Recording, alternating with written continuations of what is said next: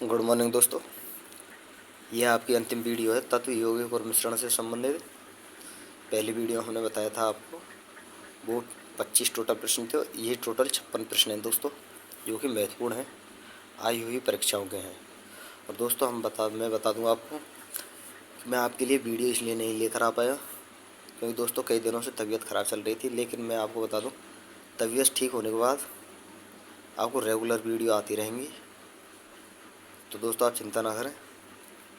तो चलिए दोस्तों शुरू करते हैं। इस वीडियो का पहला प्रश्न है दोस्तों, दूध से क्रीम को पृथक करने के लिए जिस विधि का उपयोग किया जाता है वह है प्रभाजी आसवन विधि, क्रिस्टलीकरण, अपकेंद्रीकरण, इनमें से कोई नहीं। चलिए दोस्तों जल्दी से बताइए इसका आंसर क्या होगा। दूध से क्रीम को पृथक करने की विधि को क्या कहते हैं? प्रभाजी आसवन विधि, क्रिस्टलीकरण, अपकेंद्रीकरण या इनमें से कोई नहीं।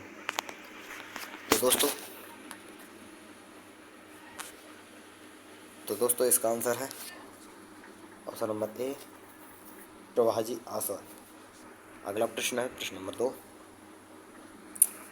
रंग वाले घटक यानी डाई को नीले अथवा काले रंग की स्याही को पृथक किया जाता है वाष्पीकरण द्वारा, क्रिस्टलीकरण द्वारा, प्रभाजी आसवन द्वारा या इनमें से कोई नहीं।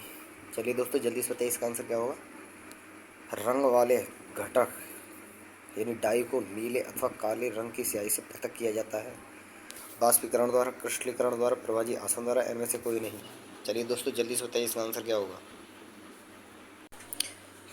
चलिए दोस्तों बताइए जल्दी से इसका आंसर क्या होगा।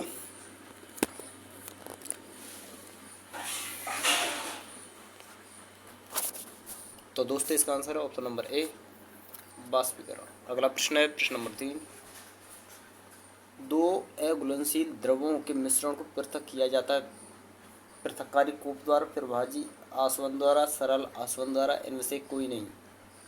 चलिए दोस्तों जल्दी से बताइए इसका आंसर क्या होगा। दो अघुलनशील द्रवों के मिश्रण को पृथक किया जाता है पृथककारी कूप द्वारा, प्रभाजी आसवन द्वारा, सरल आसवन द्वारा, इनमें से कोई नहीं। तो दोस्तों इसका आंसर है ऑप्शन नंबर ए, पृथककारी कूप द्वारा। अगला प्रश्न है प्रश्न नंबर 4, काली स्याही में उपस्थित डाई को पृथक किया जाए क्रिस्टलीकरण द्वारा, ऊर्ध्वपातन द्वारा, क्रोमेटोग्राफी विधि द्वारा, इनमें से कोई नहीं। चलिए दोस्तों जल्दी से बताइए इसका आंसर क्या होगा। काली स्याही में उपस्थित डाई को पृथक किया जाता है क्रिस्टलीकरण द्वारा, ऊर्ध्वपातन द्वारा, क्रोमेटोग्राफी विधि द्वारा, इनमें से कोई नहीं। तो दोस्तों इसका आंसर है ऑप्शन नंबर सी, क्रोमेटोग्राफी विधि द्वारा। अगला प्रश्न है प्रश्न नंबर 5, दो घुलनशील द्रवों के मिश्रण को पृथक किया जाता है सरल आसवन द्वारा, क्रिस्टलीकरण द्वारा, क्रोमेटो विधि द्वारा,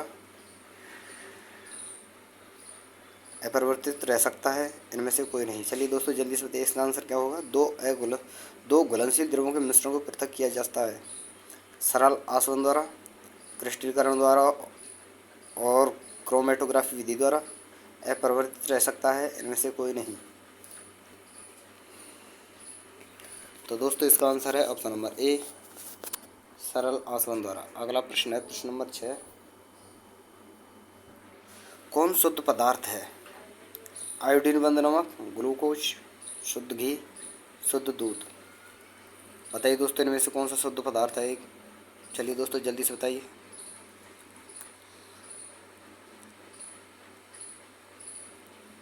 आयोडीन नमक, ग्लूकोज, शुद्ध घी, शुद्ध दूध।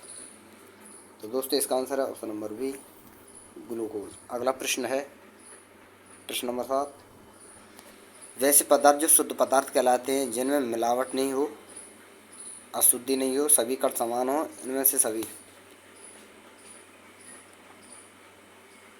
बताइए दोस्तों शुद्ध पदार्थ की विशेषता क्या है। इनमें से उनमें मिलावट नहीं होती, वे अशुद्धि नहीं हो, उनमें सभी कण समान होने चाहिए, या इनमें सभी। तो दोस्तों इसका आंसर है ऑप्शन नंबर सी, उनमें सभी कण समान होने चाहिए। अगला प्रश्न है प्रश्न नंबर 8, विभिन्न प्रकार के कणों से निर्मित पदार्थ को क्या कहते हैं? तत्व, यौगिक, मिश्रण या द्रव्य। चलिए दोस्तों जल्दी से बताओ, विभिन्न प्रकार के कणों से निर्मित पदार्थ को क्या कहते हैं? तत्व, यौगिक, मिश्रण, द्रव्य।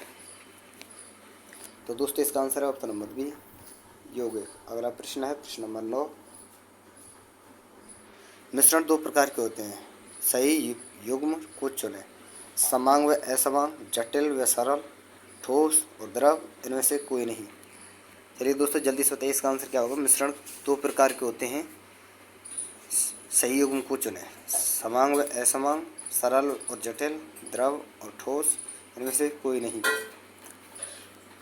तो दोस्तों इसका आंसर है ऑप्शन नंबर ए, समांग व असमांग। अगला प्रश्न है प्रश्न नंबर 10। तत्व क्या है दोस्तों? सरलतम पदार्थ है, समान परमाणु से निर्मित होते हैं, ए और बी दोनों सही हैं, ए और बी दोनों गलत हैं। चलिए दोस्तों जल्दी से बताइए इसका आंसर क्या होगा। तत्व क्या है दोस्तों? सरलतम पदार्थ है, समान परमाणुओं से निर्मित होते हैं, ए और बी दोनों सही हैं, ए और बी दोनों गलत हैं। तो दोस्तों इसका आंसर है ऑप्शन नंबर सी, ए और बी दोनों सही हैं। अगला प्रश्न है प्रश्न नंबर 11।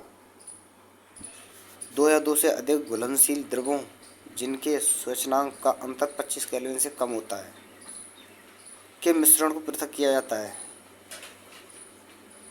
सरल आसवन विधि द्वारा, प्रवाजी आसवन द्वारा, उत्पादन द्वारा, इनमें से कोई नहीं। चलिए दोस्तों जल्दी से बताइए इसका आंसर क्या होगा। दो या दो से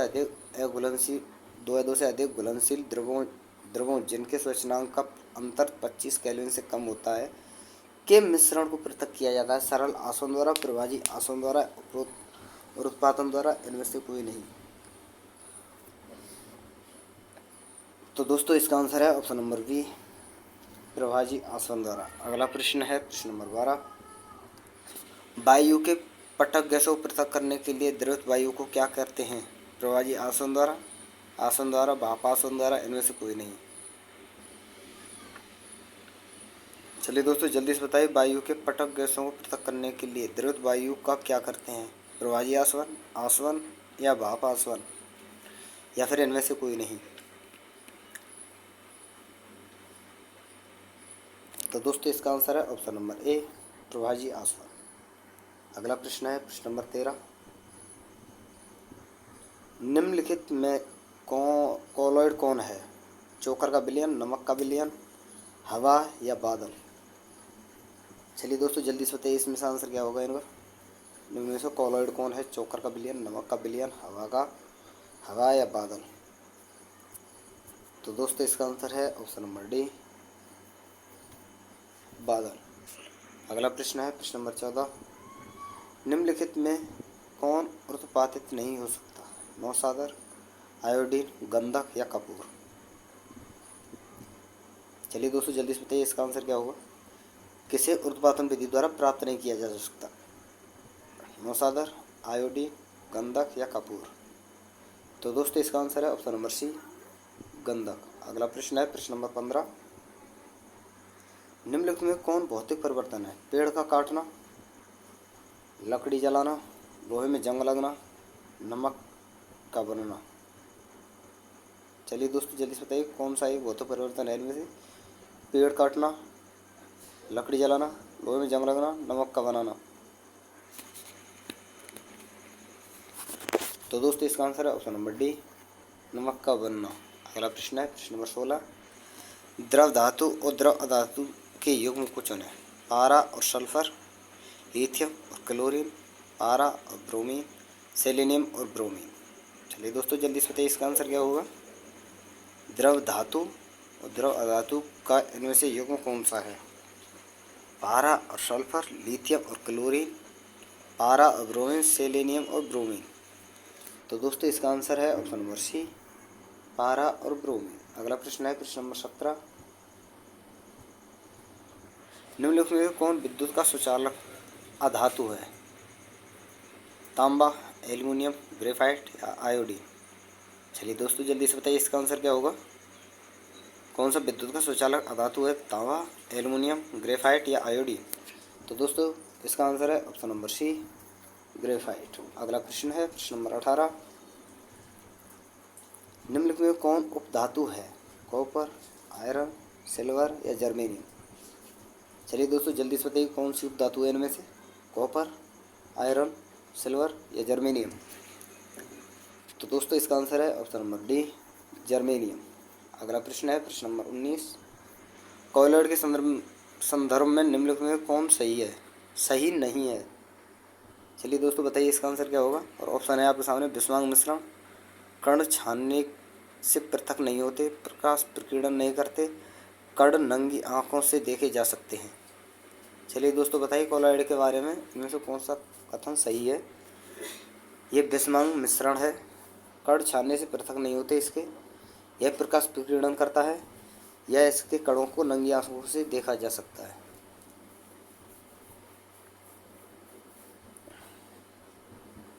तो दोस्तों इसका आंसर है ऑप्शन नंबर डी, कण नंगी आंखों से देखे जा सकते हैं। अगला प्रश्न है प्रश्न नंबर 20, कॉलॉइड विलयन के कणों का आकार होता है सामान्य विलयन के कणों के बराबर, सामान्य विलयन के कणों से छोटा, सामान्य विलयन के कणों से बड़ा, या उपरोक्त में से कोई नहीं।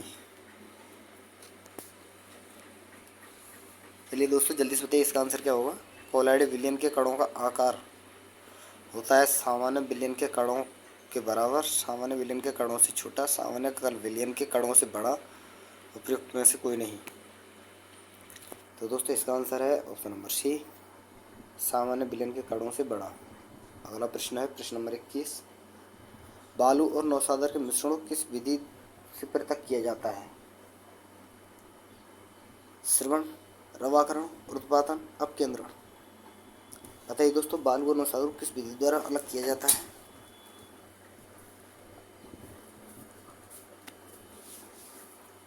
तो दोस्तों इसका आंसर है ऑप्शन नंबर सी, उत्पादन द्वारा। अगला प्रश्न है प्रश्न नंबर 22,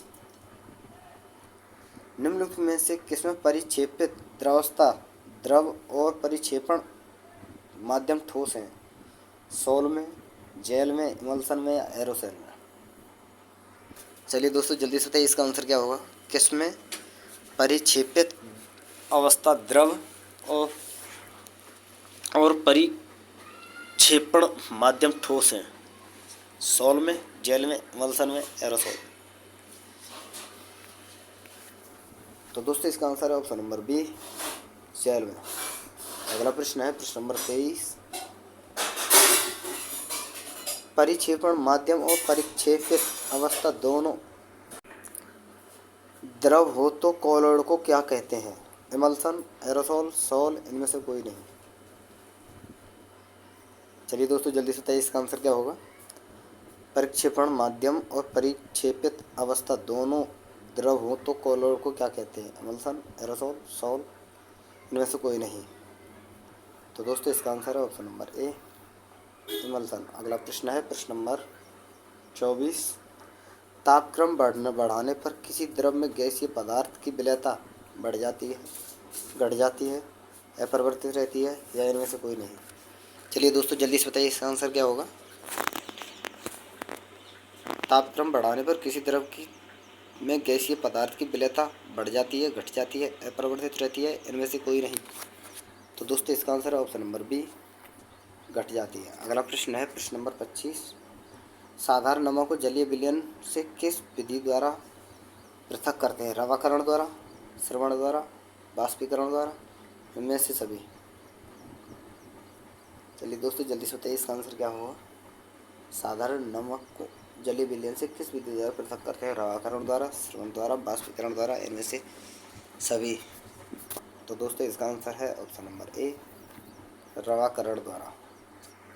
अगला प्रश्न है प्रश्न नंबर 26, निम्नलिखित में कौन रासायनिक परिवर्तन नहीं है। दूध का जमना, दही का बहुत खट्टा हो जाना, दूध से मक्खन निकालना, दूध से पनीर बनाना।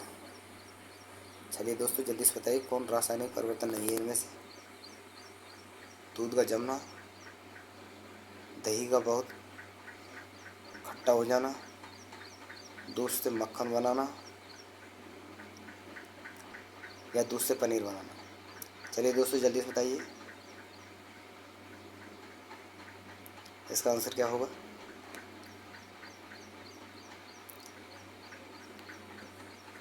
तो तो दोस्तों इसका आंसर है ऑप्शन नंबर सी, दूध से मक्खन बनाना। अगला प्रश्न है प्रश्न नंबर 27। निम्नलिखित में कौन विलयन नहीं है? वायु, पीतल, तांबा या शरबत। चलिए दोस्तों जल्दी से बताइए कौन विलयन नहीं है इनमें से? वायु, पीतल, तांबा या शरबत। तो दोस्तों इसका आंसर है ऑप्शन नंबर सी, तांबा। अगला प्रश्न है प्रश्न नंबर 28। चौक को पीसो जल में घोलने पर क्या होता है? समांग विलयन, निलंबन, कॉलॉइड विलयन, इनमें से कोई नहीं। बताइए दोस्तों इसका आंसर क्या होगा? चौक को पीसकर जल में घोलने पर क्या होता है? समांग विलयन, निलंबन, कॉलॉइड विलयन, इनमें से कोई नहीं। तो दोस्तों इसका आंसर है ऑप्शन नंबर बी, निलंबन। अगला प्रश्न है प्रश्न नंबर 29। सौर्य की जल में सांद्रता सौर्य की जल में विलेयता 20 डिग्री सेंटीग्रेड पर 31.5 है। इस ताप पर 10 ग्राम जल में कितना सोडा घुलाया जाए कि विलयन संतृप्त बन जाए? चलिए दोस्तों जल्दी से बताइए इसका आंसर क्या होगा। और ऑप्शन है आपके सामने 0.315 ग्राम, 3.15 ग्राम, 31.5 ग्राम या 315 ग्राम। चलिए दोस्तों जल्दी से बताइए इसका आंसर क्या होगा। प्रश्न है दोस्तों आपके सामने, सौर्य की जल में विलेयता 20 डिग्री सेंटीग्रेड पर 31.5 है। इस ताप पर यानी 20 डिग्री जो टेम्परेचर है, इसी ताप पर 10 ग्राम जल में कितना सोडा घुलाया जाए कि विलयन संतृप्त बन जाए? और ऑप्शन है दोस्तों आपके सामने 0.315 ग्राम,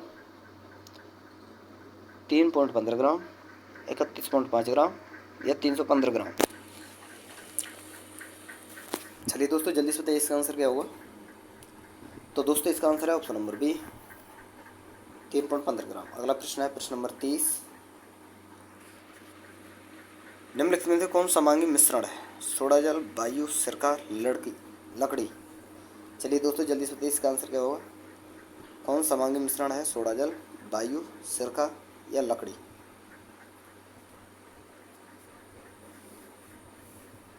तो दोस्तों इसका आंसर है ऑप्शन नंबर बी, वायु। अगला प्रश्न है प्रश्न नंबर 31। सामान्य तापक्रम पर गैसीय अवस्था में उपलब्ध तत्वों की संख्या कितनी होती है दोस्तों? 5, 10, 6 या 11।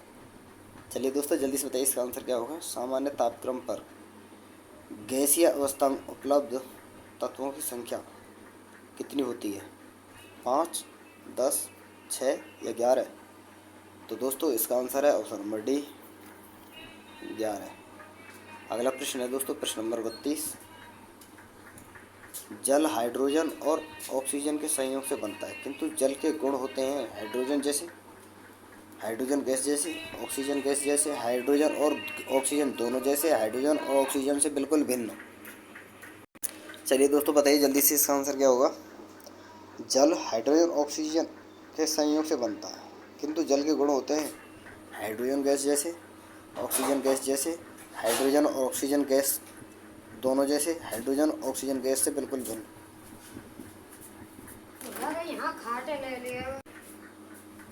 तो दोस्तों इसका आंसर है ऑप्शन नंबर डी, हाइड्रोजन और ऑक्सीजन से बिल्कुल भिन्न। अगला प्रश्न है प्रश्न नंबर 33। निम्न में कौन सही नहीं है? और ऑप्शन है दोस्तों आपके सामने, इनमें से बताना है आपको कौन सा ऑप्शन सही नहीं है। तत्व समान कणों से निर्मित होते हैं, यौगिक भिन्न भिन्न कणों से निर्मित होते हैं। ऑप्शन नंबर बी है दोस्तों आपके सामने, यौगिकों के गुण उनके अवयवी तत्वों के गुणों से भिन्न होते हैं। ऑप्शन नंबर सी है दोस्तों आपके सामने, तत्व सरल पदार्थों में विभाजित नहीं हो सकते, यौगिक सरल पदार्थों में विभाजित होते हैं। और ऑप्शन नंबर डी है दोस्तों आपके सामने, गर्म करने पर यौगिक अपने तत्वों में विघटित हो जाते हैं। चलिए दोस्तों जल्दी से बताइए इसका आंसर क्या होगा। इनमें से कौन सा कथन सही नहीं है? और ऑप्शन है आपके सामने, ऑप्शन नंबर ए है दोस्तों, तत्व समान कणों से निर्मित होते हैं, यौगिक भिन्न भिन्न कणों से निर्मित होते हैं। ऑप्शन नंबर बी है दोस्तों, यौगिकों के गुण उनके अवयवी तत्वों के गुणों से भिन्न होते हैं। ऑप्शन नंबर सी है दोस्तों आपके सामने, तत्व सरल पदार्थों में विभाजित नहीं हो सकते, यौगिक सरल पदार्थों में विभाजित होते हैं। और ऑप्शन नंबर डी है दोस्तों आपके सामने, गर्म करने पर यौगिक अपने तत्वों में विघटित हो जाते हैं। चलिए दोस्तों जल्दी से बताइए इसका आंसर क्या होगा।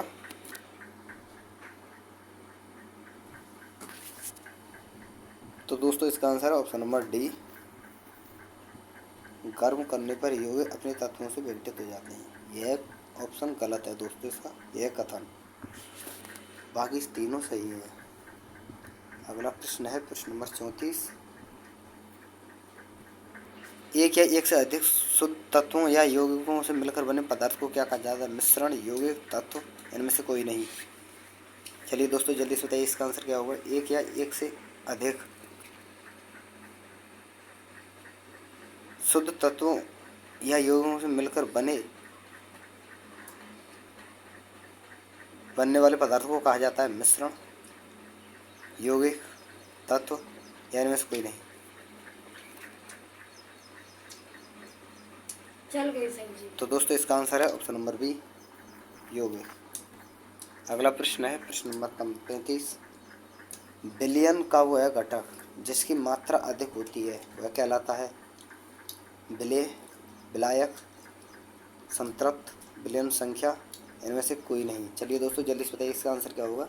विलयन का वह घटक जिसकी मात्रा अधिक होती है वह कहलाता है विलेय, विलायक, संतृप्त, विलयन संख्या, इनमें से कोई नहीं। तो दोस्तों इसका आंसर है ऑप्शन नंबर बी, विलायक।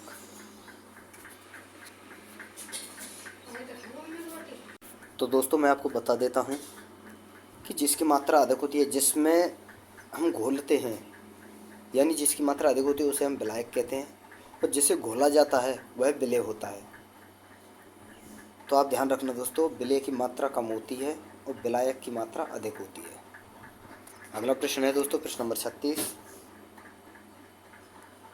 विलयन का वह घटक जो विलायक में घुला होता है कहलाता है। तो इसका दोस्तों आंसर है ऑप्शन नंबर सी, विलेय। यह मैंने आपको बता दिया है पिछले प्रश्न में ही। अगला प्रश्न है प्रश्न नंबर 37।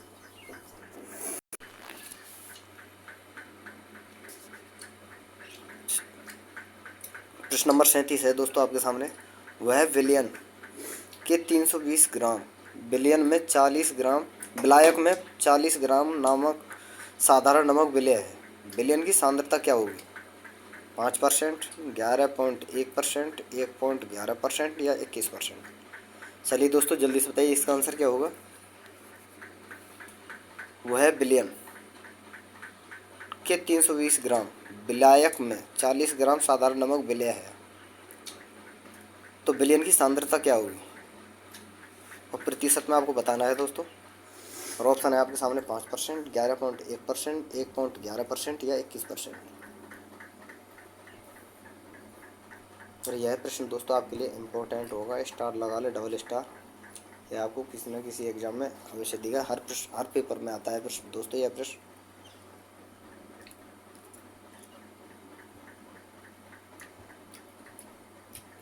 तो दोस्तों जल्दी से बताइए इसका आंसर क्या होगा। तो दोस्तों मैं आपको बता दूं, जो कि विलयन की सांद्रता निकालने का फॉर्मूला है वह है दोस्तों विलेय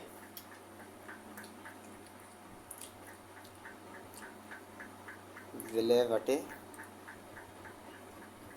विलेय प्लस विलायक,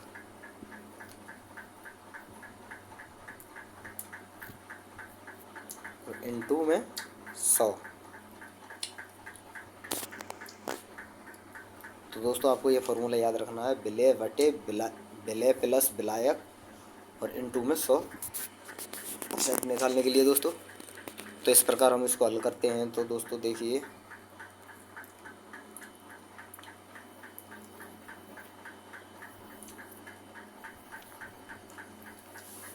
मैंने आपको बताया ऊपर विलेय आएगा तो 40 विलेय है, 40% दोस्तों, 40 ग्राम। नीचे बताया था मैंने आपको विलेय प्लस विलायक, यानी 320 प्लस 40 आपका हो गया 360। तो परसेंट निकालने के लिए आपको दोस्तों इसमें 100 का गुणा करना पड़ेगा। तो इस प्रकार आप इसको दोस्तों हल कर सकते हैं। तो दोस्तों देखते हैं, 4 जीरो से 0 ख़त्म, 4 से 36 9 बार कटा, 9 से इसे 100 को काटेंगे तो 11.1% आपका आएगा आंसर, जो कि ऑप्शन नंबर बी आपका सही है। तो दोस्तों आपको यह फॉर्मूला याद रखना है कि विलेन की सांद्रता निकालने का फॉर्मूला है विलेय बटे विलायक प्लस विलेय इंटू 100। तो चलिए दोस्तों अगला प्रश्न देखते हैं, प्रश्न नंबर 38। जब एक घने जंगल में आच्छादन से सूर्य की किरण गुजरती थी तो हम क्या अवलोकन करते हैं?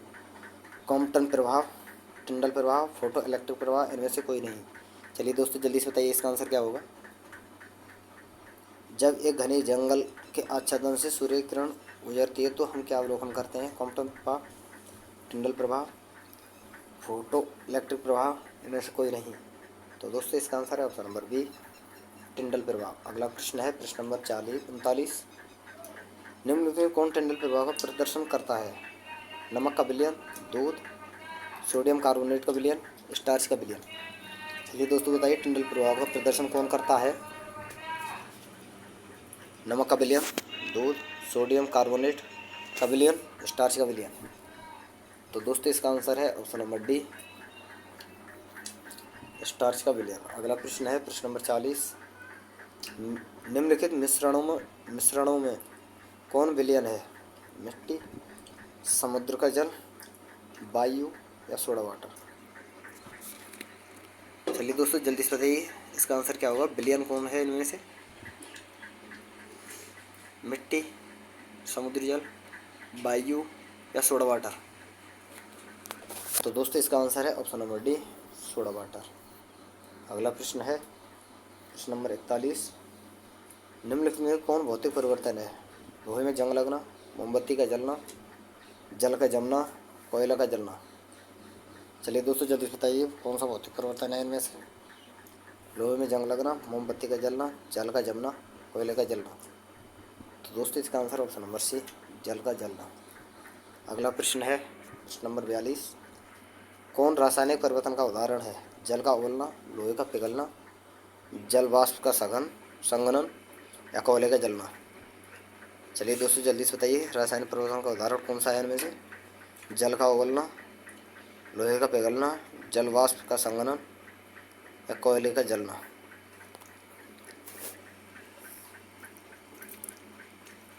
तो दोस्तों इसका आंसर है ऑप्शन नंबर डी, कोयले का जलना। तो दोस्तों हम आपको बताते हैं ये नहीं कि और जितनी भी जो क्रियाएं होती हैं ना, जैसे संघनन और उत्पादन, वाष्पीकरण, ये सभी दोस्तों भौतिक परिवर्तन के उदाहरण हैं। आपको ये चीज़ ध्यान रखनी है। तो दोस्तों इसका आंसर है कोयले का जलना, यह आपका रासायनिक परिवर्तन है। ऑप्शन नंबर डी आपका सही है। अगला प्रश्न है प्रश्न नंबर 43। रेत के सूक्ष्म कणों का जल में मिश्रण निम्नलिखित में किसका उदाहरण है? विलयन का, कॉलॉइड का, निलंबन का, संतृप्त विलयन का। चलिए दोस्तों जल्दी से बताइए इसका आंसर क्या होगा। रेत के सूक्ष्म कणों का जल में मिश्रण निम्नलिखित में से किसका उदाहरण है? विलयन का, कॉलॉइड का, निलंबन का या संतृप्त विलयन का। तो दोस्तों इसका आंसर है ऑप्शन नंबर सी, निलंबन। अगला प्रश्न है प्रश्न नंबर 44। कॉलॉइडी विलयन में कणों का टेढ़े मेढ़े मार्गों में गमन करना कहलाता है? टिंडल प्रभाव, ब्राउन गति, पेल्टियर प्रभाव या इनमें से कोई नहीं। चलिए दोस्तों जल्दी से बताइए इसका आंसर क्या होगा। कॉलॉइडी विलयन में कणों का टेढ़े मेढ़े मार्गों से गमन करना क्या कहलाता है दोस्तों? टिंडल प्रभाव, ब्राउन गति, पेल्टियर प्रभाव, इनमें से कोई नहीं।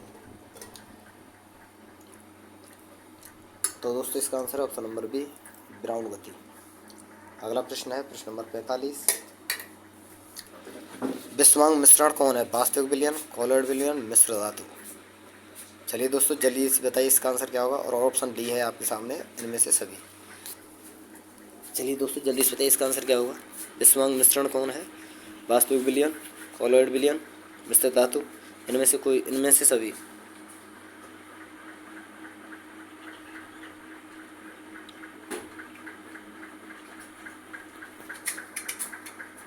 तो दोस्तों इसका आंसर है ऑप्शन नंबर बी, सॉरी दोस्तों ऑप्शन नंबर डी, मिश्र धातु। अगला प्रश्न है प्रश्न नंबर 46। निम्न में से कौन विलयन नहीं है? हवा, पीतल, सोडा वाटर या ग्रेफाइट। चलिए दोस्तों जल्दी से बताइए इसका आंसर क्या होगा। निम्न में से कौन विलयन नहीं है? हवा, पीतल, सोडा वाटर या ग्रेफाइट। तो दोस्तों इसका आंसर है ऑप्शन नंबर डी, ग्रेफाइट। अगला प्रश्न है प्रश्न नंबर 47। किसी मिश्रण में दो या दो से अधिक तत्व हो सकते हैं। दो तत्व और एक यौगिक हो सकता है। दो या दो से अधिक यौगिक हो सकते हैं या उपरोक्त में सभी सही हैं। चलिए दोस्तों जल्दी से बताइए इसका आंसर क्या होगा।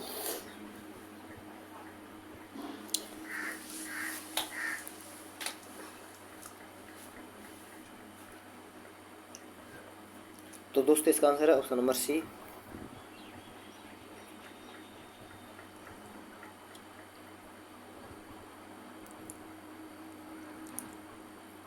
उपरोक्त सभी सही हैं। सॉरी दोस्तों, ऑप्शन नंबर डी है दोस्तों, ये उपरोक्त सभी सही है। अगला प्रश्न है प्रश्न नंबर 48। कॉलॉइड विलयन है एक तत्व है, एक समांगी मिश्रण है, एक यौगिक है, एक विषमांगी मिश्रण है। चलिए दोस्तों जल्दी से बताइए इसका आंसर क्या होगा। कॉलॉइड विलयन है एक तत्व है, एक समांगी मिश्रण है, एक यौगिक है, एक विषमांगी मिश्रण है। तो दोस्तों इसका आंसर है एक समांगी मिश्रण है।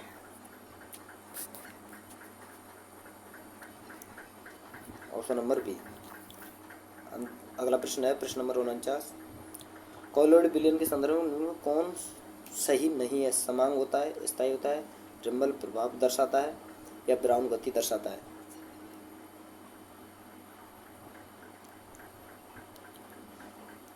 कॉलॉइड विलयन के संदर्भ में कौन सही नहीं है। ड्रिम्बल प्रभाव दर्शाता है, ब्राउन गति दर्शाता है, स्थायी होता है या समांग होता है।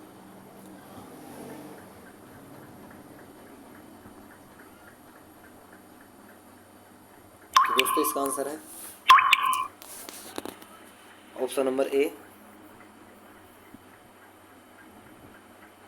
सॉरी दोस्तों, ऑप्शन नंबर डी, ब्राउन गति दर्शाता है। यह सही है। अगला प्रश्न है प्रश्न नंबर 50। कॉपर सल्फेट के अशुद्ध नमूने को किस विधि से शुद्ध करते हैं।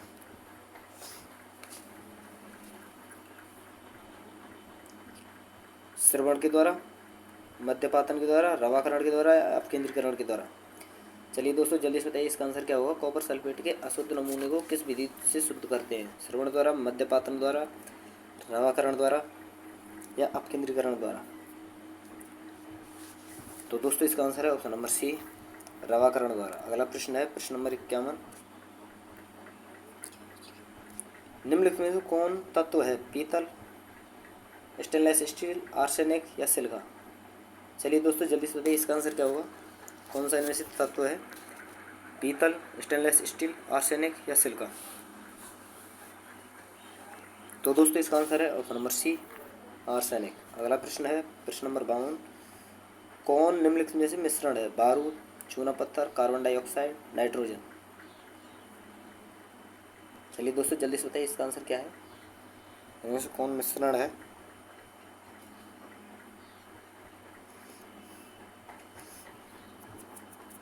बारूद, चूना पत्थर, कार्बन डाइऑक्साइड या नाइट्रोजन। तो दोस्तों इसका आंसर है option number C, carbon dioxide. अगला प्रश्न है प्रश्न नंबर 53। कपूर और नमक के मिश्रण को किस विधि से पृथक करेंगे। अरुत्पातन, अपकेंद्रण, रवाकरण या मृवण। चलिए दोस्तों जल्दी से बताइए इसका आंसर क्या होगा। कपूर और नमक के मिश्रण को किस विधि से पृथक करेंगे। अरुत्पातन, अपकेंद्रण, रवाकरण या मिश्रण। सॉरी दोस्तों, मृवण।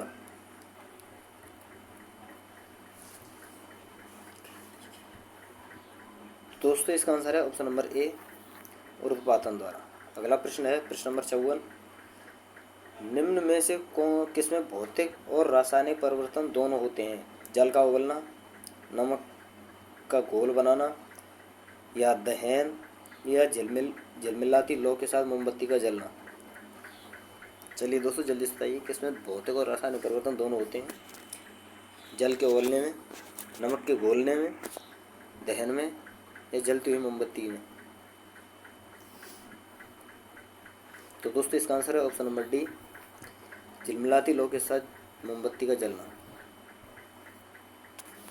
अगला प्रश्न है दोस्तों प्रश्न नंबर 55। निम्न में कौन 30 द्रव मिश्रण का प्रतिनिधित्व करता है? चीनी और बालू का मिश्रण, वायु, मिट्टी के कणों के मध्य स्थित वायु, नमक का जल में विलयन। चलिए दोस्तों जल्दी से बताइए इनमें से कौन सा आंसर होगा आपका। 30 द्रव मिश्रण का प्रतिनिधित्व इनमें से कौन करता है? चीनी और बालू का मिश्रण, या फिर वायु, या मिट्टी के कणों के मध्य स्थित वायु, या फिर दोस्तों ऑप्शन नंबर डी है आपके सामने, नमक का जल में विलयन। तो दोस्तों इसका आंसर है ऑप्शन नंबर डी, नमक का जल में विलयन। अगला और अंतिम प्रश्न है दोस्तों हमारा प्रश्न नंबर 56। निम्नलिखित में से कौन निलंबन है? गोंद का जलीय विलयन, खड़िया का जलीय विलयन, मक्खन और बाल। चलिए दोस्तों जल्दी से बताइए इसका आंसर क्या होगा।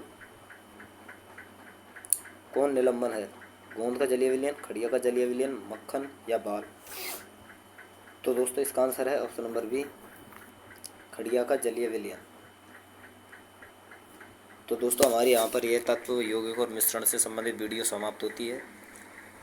अगर दोस्तों आपको हमारी वीडियो पसंद आई हो तो वीडियो को लाइक करें, शेयर करें और सब्सक्राइब जरूर करें दोस्तों। तो थैंक यू दोस्तों हमारी वीडियो देखने के लिए, धन्यवाद। फिर मिलते हैं अगली नई वीडियो के साथ।